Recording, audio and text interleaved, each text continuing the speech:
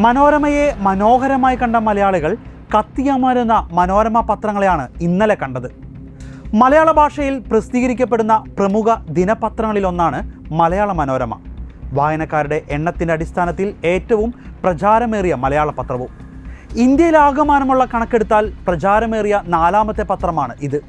പക്ഷേ മനോരമ പത്രത്തിനെതിരെ രംഗത്ത് വന്നിരിക്കുകയാണ് ക്രൈസ്തവ സമൂഹം. കേരളത്തിലെ ഭൂരിഭാഗം ക്രൈസ്തവരും മനോരമ വരിക്കാരാണ്. ക്രൈസ്തവർക്ക് പ്രാധാന്യം കൊടുത്തുകൊണ്ട് ഇന്ത്യയിൽ ആദ്യം പ്രസിദ്ധീകരിച്ച ദീപിക പത്രത്തിനേക്കാൾ ക്രൈസ്തവർ ഏറെ ഇഷ്ടപ്പെട്ടിരുന്നത് മനോരമയെ ആയിരുന്നു. എന്നാൽ ഈ ഇഷ്ടങ്ങൾക്കെല്ലാം വ്യതിയാനം സംഭവിച്ചിരിക്കുകയാണ് ഇപ്പോൾ. കഴിഞ്ഞ 19-ന് മനോരമയിൽ ക്രൈസ്തവർക്കെതിരായി ചില വാക്കുകൾ ഉയർന്നു വന്നിരുന്നു. ഇതിനെ പ്രതിഷേധിച്ചുകൊണ്ടാണ് ആര്യങ്കാവ് സെൻറ് മേരീസ് പള്ളിയിൽ വിശ്വാസികൾ മനോരമ പത്രം കൂട്ടിയിട്ട് കത്തിച്ചത്. ഭൂരിഭാഗം ക്രൈസ്തവരും വരിക്കാരായ മനോരമ പത്രത്തിൽ പച്ചയായി ക്രൈസ്തവരെയും യഹൂദരെയും ദുർമാർഗികളാണെന്ന് മൗലിയെ കൊണ്ട് എഴുതി വെച്ചത് കാണാതിരിക്കാൻ ക്രൈസ്തവരുടെ കണ്ണിന് അന്ധത വന്നിട്ടില്ല. നോമ്പെടുത്ത് തങ്ങളുടെ മതനിയമങ്ങൾക്കനുസരിച്ച് ജീവിക്കുന്ന ഈ ലേഖകൻ എന്തുകൊണ്ടാണ് മറ്റുള്ളവരെ വ്രണപ്പെടുത്തുന്ന ഇത്തരം വാക്കുകൾ ഉപയോഗിക്കുന്നു?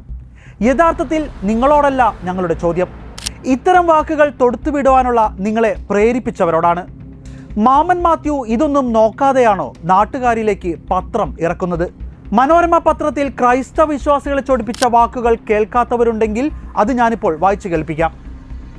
അതിങ്ങനെയാണ്: വിശ്വാസികൾക്ക് അവരുടെ ഹൃദയങ്ങൾ അള്ളാഹുവിനെ പറ്റിയുള്ള സ്മരണയിലേക്കും അവതരിച്ചു കിട്ടിയ സത്യത്തിലേക്കും കീഴൊതുങ്ങാനും തങ്ങൾക്ക് മുമ്പ് വേദഗ്രന്ഥം നൽകപ്പെട്ടവരെ പോലെ ആകാതിരിക്കാനും സമയമായില്ലേ?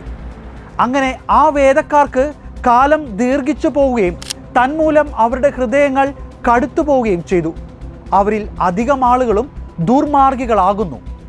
ഈ വാക്കുകളാണ് കഴിഞ്ഞ 19-ാം തീയതി മനോരമ പത്രത്തിൽ ഹനീഫ് കായക്കൊടി എഴുതി വെച്ചത്. ഫ്രീഡം ഓഫ് എക്സ്പ്രഷൻ ഉണ്ടെന്ന് വെച്ച് മതഗ്രന്ഥങ്ങളെ മുന്നിൽ നിർത്തി മതവിശ്വാസികളെ അധിക്ഷേപിക്കുന്നത് അത്ര നല്ലതായി തോന്നുന്നില്ല.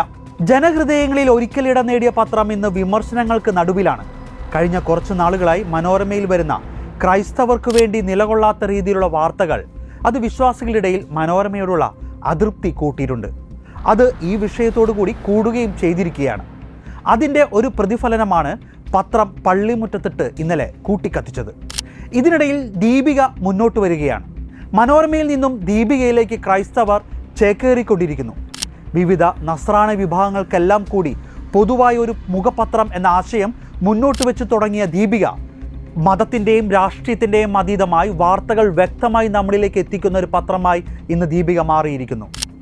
വഖഫ് ഭേദഗതിക്ക് വേണ്ടിയും മുനമ്പം ജനതയ്ക്ക് വേണ്ടിയും ഇത്ര ശക്തമായി നിലകൊണ്ട മറ്റൊരു പത്രവുമില്ല എന്നത് ദീപികയുടെ മാറ്റുകൂട്ടുന്നു. കേരളത്തിലെ പത്രമാധ്യമങ്ങൾ ശബ്ദമില്ലാതെ പറയുന്ന വാക്കുകളെല്ലാം വിഴുങ്ങാൻ ക്രിസ്ത്യാനികൾക്കാവില്ല. നേരിൻ്റെ വാർത്തകൾ എഴുതി പതിപ്പിക്കുന്ന പത്രത്താളുകളിലേക്ക് മലയാളികൾ തിരിയുകയാണ്. ഒന്നോർക്കുക, ഇത് മനോരമയ്ക്ക് വലിയ തിരിച്ചടിയാണ്.